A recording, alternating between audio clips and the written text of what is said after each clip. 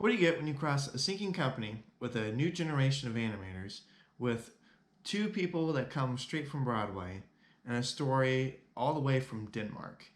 Well, you get the movie that saved the Disney company. Welcome to the first episode of Walt Wednesdays, and today we're going to talk about Little Mermaid and how it saved the Disney company, and my thoughts on the movie. So, let's get into it.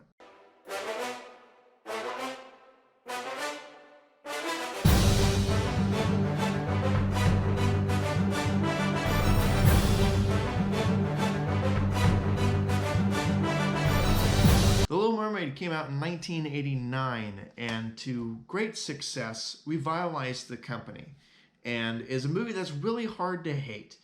This is not a movie that I really grew up loving and watched on repeat, but I do remember having the golden clamshell Disney cassette tape way back in the day when I grew up. But it's a movie that I've really come to really appreciate a lot as an adult, going back and rewatching it, especially with the legacy. And now that we have this live action remake that came out, it's really hard to ignore and look back at why this is a movie that we need to be talking about. At the time before the movie came out or was even being made, the Walt Disney Company was failing hard. It was still suffering the loss that the Black Cauldron made for the company way back in the early 80s. Sure, we had Oliver and Company and The Great Mouse Detective to bounce back on, but to be honest, it didn't really do much for the company. It was still in a slump to where they were going to not only bankrupt, they were going to share off parts of the company. We also just had new leadership coming with Michael Eisner and Jeffrey Katzenberg and Frank Wells coming in from Paramount, which was very interesting considering the fact they're more so on the mind of just as a movie company. Walt Disney as a studio was going to completely scrap their animation division, which is kind of funny because 10 years after Little Mermaid came out, Warner Brothers was going to do this exact same thing with their animation company and was really banking for the Iron Giant to do the exact same thing.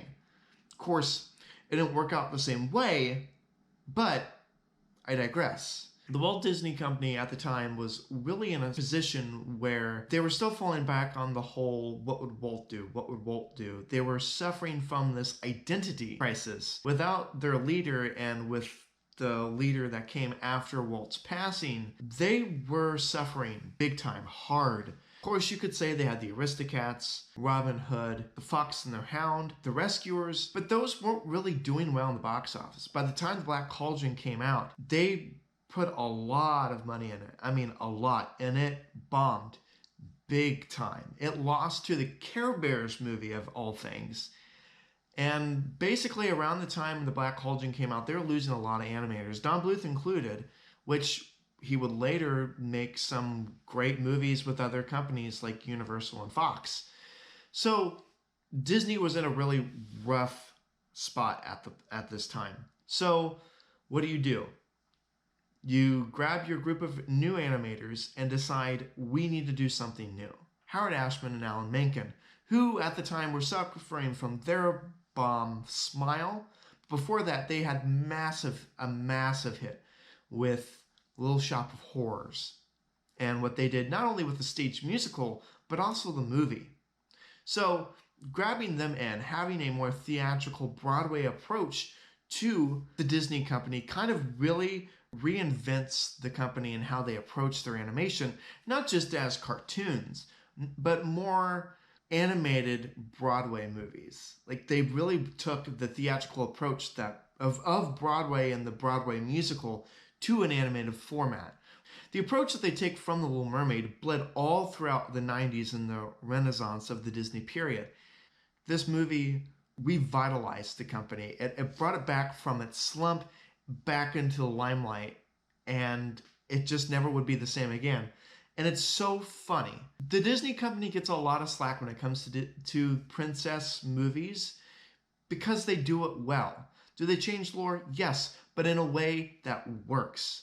And this is the third princess movie that really puts Disney in the limelight. The first being in 1937 when they released Snow White, which was the first full-length animated theatrical movie ever. We'd see it once again back in 1950 with Cinderella, coming off of doing a lot of short story compilations like Make Mine Music, Melody Time, Saludos Amigos, The Three Calabreos, Fun and Fancy Free, and my personal favorite, Ichabod and Mr. Toad. So we didn't see a return of full-length animated films until 1950 with Cinderella. After a big slump in the 70s and early 80s, we would see the revitalization of the company with The Little Mermaid. So this movie has a huge legacy of really bringing the company back to life. Now that we've got the history out of the way, what are my thoughts on the movie?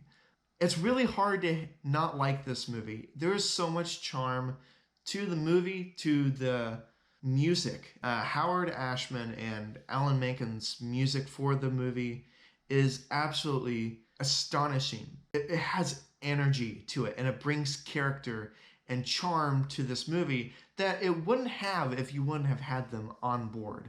So it has the story, it has the music, it has the characters. The characters are a crucial part of the story too. I mean, let's be honest. It's hard to forget Flounder and Sebastian and the amazingly wicked yet really charming Ursula. It's so hard to get that out of your brain. And the wacky casting of Buddy Hackett, it's something that just really puts a permanent stamp in your brain that you will never forget. The art design and animation is beautiful as ever.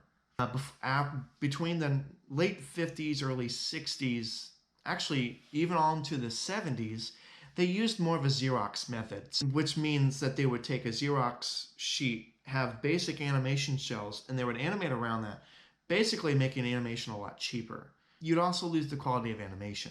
You could tell with this movie, they didn't do that. They really went back to basics, and is the last movie that they did with ink and paint, and you can tell the colors are so vibrant and artful. But I will say, Ariel is a teenager. Like, I get it. She's 16, and it really, to be honest, it's not one of my favorite Disney princesses. Prince Eric doesn't have much to him either.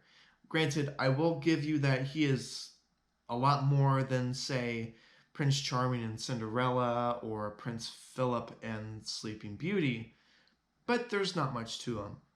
But other than that, like, those are small gripes. This movie still holds up to this day.